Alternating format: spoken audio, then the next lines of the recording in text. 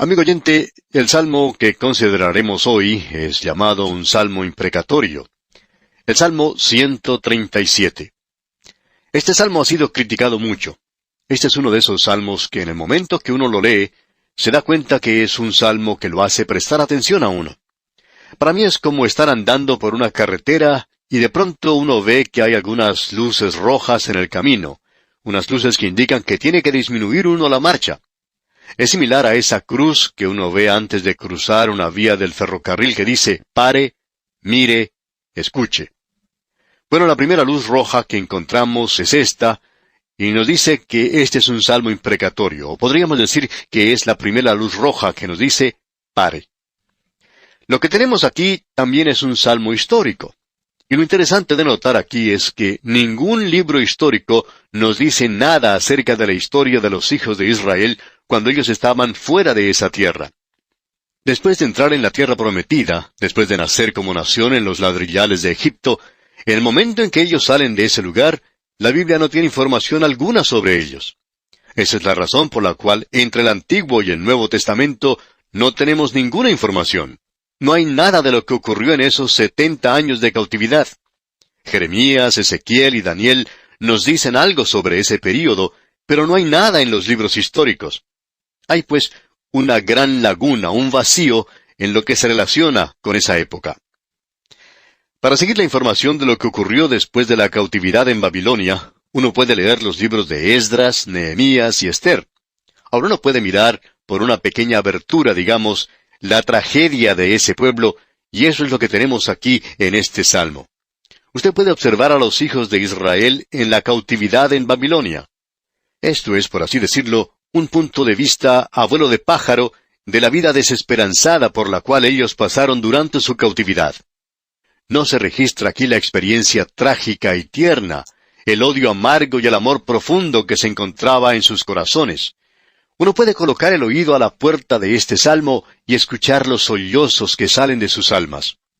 Esta es la primera luz de advertencia que nos dice que nos detengamos. Luego, la segunda luz es la que nos dice que miremos. Recuerde, pare, mire. Leamos el versículo 4 de este Salmo 137, que dice, ¿Cómo cantaremos cántico de Jehová en tierra de extraños?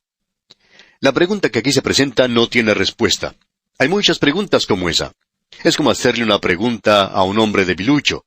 ¿Todavía está golpeando a su mujer? Usted no puede responder eso. Tampoco puede responder la pregunta que tenemos aquí ante nosotros, como veremos más adelante. Y luego, la tercera luz que encontramos en esta serie de advertencias nos dice que pare, mire y ahora escuche. Este es un salmo imprecatorio. Tenemos aquí una oración, un deseo, un pedido de venganza que ha provocado que aquellos críticos de esta porción se pongan muy contentos. Ellos dicen que esto no puede pertenecer a la palabra de Dios. Leemos aquí en el versículo 9, «Dichoso el que tomare y estrellare tus niños contra la peña». Uno puede acogerse a la posición de la crítica y rechazar este salmo. Hay muchas personas que hacen eso. Ellos dicen, «Bien, yo creo en la Biblia, la palabra de Dios, pero este salmo no me gusta y por tanto no lo acepto». Esa es generalmente la posición que toma la alta crítica. Hay algunos en el día de hoy que se llaman a sí mismos creyentes y que usan el mismo método. Es un método insostenible, digamos de paso. Una posición insostenible que usted no puede mantener lógicamente. Es un punto de vista que no tiene ningún sentido. Es como ese pobre muchacho al que le faltaba un poquito de entendimiento y se unió a un vecino para comprar una vaquita. Cuando compraron juntos esa vaquita, su vecino le dijo, «Tú te haces cargo de la parte delantera, esa es la mejor parte, y yo me hago cargo de la parte posterior». Y este pobre muchacho, quizá un poco sencillo, tonto, pensó que eso era algo bueno. Pero después de algún tiempo él se dio cuenta que había cometido una equivocación. Él tenía la parte de la vaca que había que alimentar, mientras que el otro amigo tenía la parte de la vaca de donde podía conseguir la leche. Existe la idea en el día de hoy que uno puede acercarse a la palabra de Dios y tomar la parte que uno quiere y dejar lo demás. Pero, amigo oyente, uno no puede tomar esa posición. Y luego existen aquellos otros que dicen que creen en la palabra de Dios de tapa a tapa, pero que en realidad ignoran su contenido. Una de las críticas que se ha hecho contra el fundamentalismo, y opinamos que es válida en muchos casos, es el que nosotros somos antiintelectuales. Me ha sorprendido mucho ver en el ministerio la ignorancia que existe entre mucha gente, ya sean ministros o laicos. Usted sabe que hay más de una forma de negar la palabra de Dios. Uno puede simplemente actuar como si no fuera la palabra de Dios. La forma de hacer eso es dejando de leerla o estudiarla. Si es la palabra de Dios, amigo oyente, entonces es el libro más importante que existe en este mundo. Es mucho más importante que los periódicos, más importante que la televisión, y es más importante que cualquier otro libro, si es la palabra de Dios. Estamos negando eso porque prácticamente la estamos rechazando de nuestra vida diaria. Ahora, la otra posición que podemos tomar es que la creemos e intentamos determinar lo que quiere decir. Y con esta clase de introducción quisiéramos que usted y yo echemos una mirada a este maravilloso salmo. Pare, mire y escuche. En los primeros 2 versículos de este salmo tenemos la experiencia principal de esta gente. Luego, en los versículos 3 y 4, tenemos la experiencia crítica. Y en los versículos 5 al 9, tenemos la experiencia culminante de esta gente. Se cree que fue escrito, no sabemos quién fue el autor, pero se cree que fue escrito por alguien que estuvo en la cautividad, uno de los cautivos que fue llevado a Babilonia. Hay otros que opinan que fue un anciano que regresó luego del edicto de Ciro. Él regresó a Jerusalén y luego echó una mirada hacia esos 70 años amargos que había pasado en cautiverio. Bueno, podemos decir que fue escrito por alguien que fue un cautivo, de eso estamos seguros. Ahora, ¿quién fue? No lo sabemos. Echemos pues una mirada a este salmo, ya que eso es lo importante. Dice en la primera parte del versículo 1, junto a los ríos de Babilonia.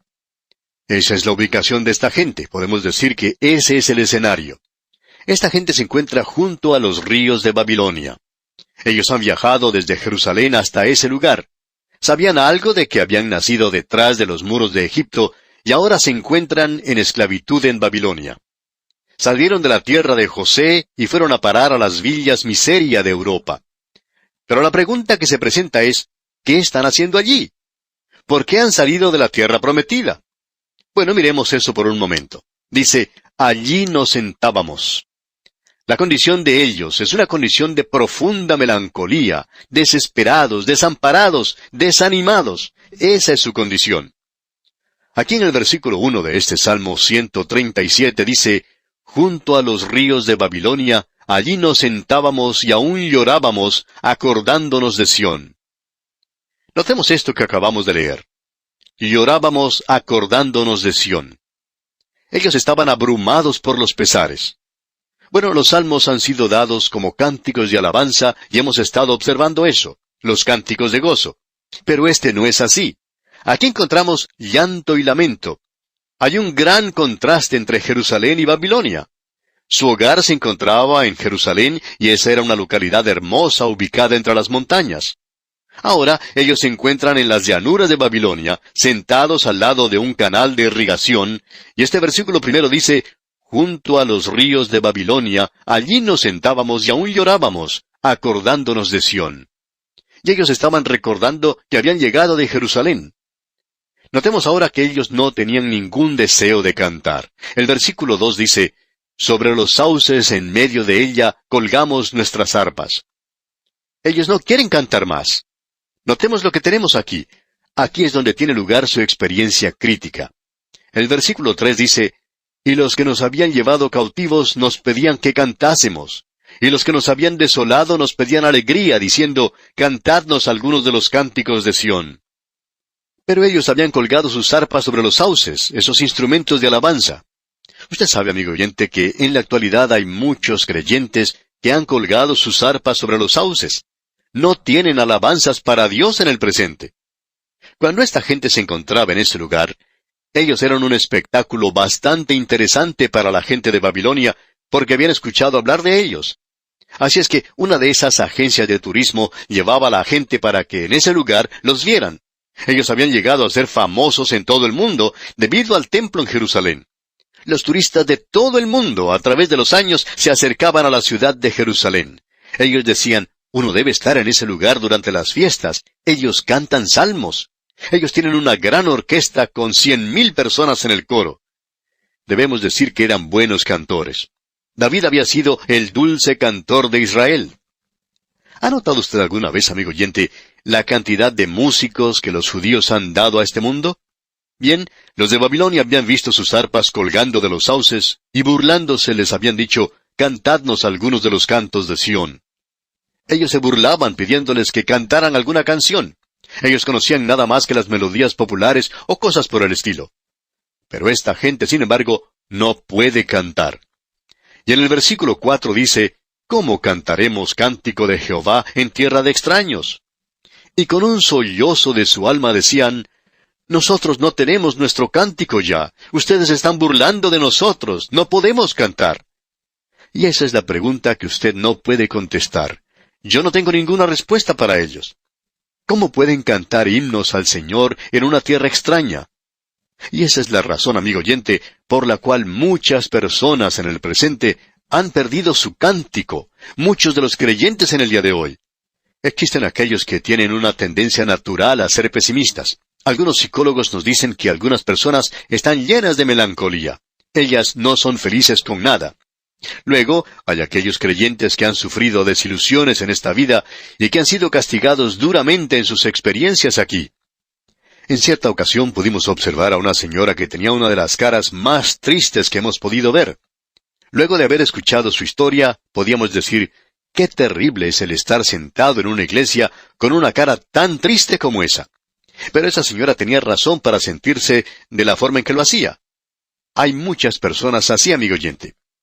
Luego, hay creyentes que, como David, después de haber cometido algún pecado, podían orar, «Vuélveme el gozo de tu salvación». Ahora alguien dice, el Señor Jesucristo fue llamado varón de dolores. Sí, pero Él es quien ha llevado sobre sí la carga de nuestra pena y de nuestros dolores. Él no tenía nada de sí mismo. Fue a causa del pecado que esta gente fue a parar al lado de los ríos de Babilonia. Esa es la razón por la cual ellos estaban allí.